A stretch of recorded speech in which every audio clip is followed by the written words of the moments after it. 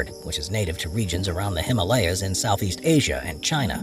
Usually growing to around 3 or 4 feet long with a further 2 or 3 foot long tail, they're a nocturnal species that sleeps during the day in trees and emerges at night to hunt for prey on the forest floor.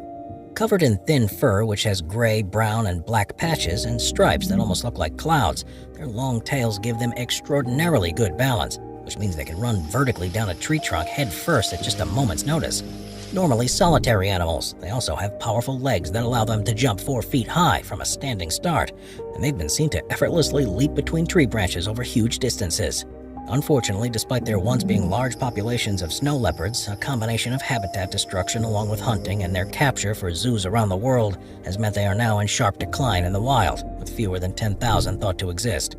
In some regions, they're now completely gone, and while efforts have been made to protect them and breed them in captivity, it's beginning to seem like a losing battle, and it may not be long until it's no longer possible to see them in their natural habitats.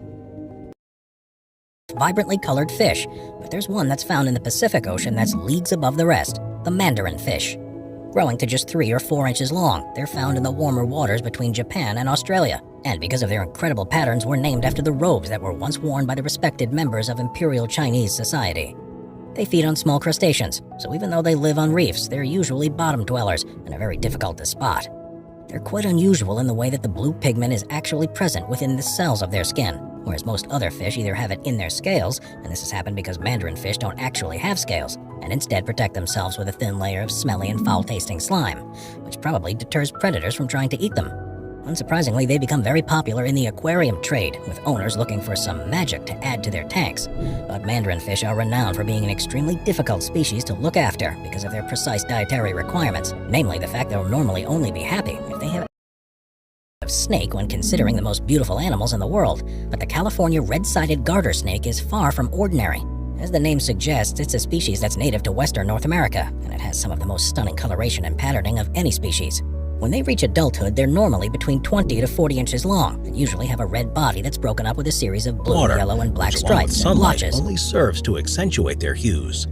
They don't pose any risk to humans, and only hunt small animals like rodents and amphibians.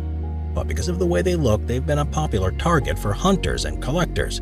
This, along with increased habitat destruction, has meant their population numbers have drastically reduced over the past century, and they're now classified as an endangered species. Lilacbreasted Roller. There are countless stunning birds across the African continent, but if you're in the sub-Saharan region, in countries like Namibia, Botswana, and Tanzania, you may well get the chance to see one of the most beautiful of all, the Lilacbreasted Roller. Growing up to 15 inches long, including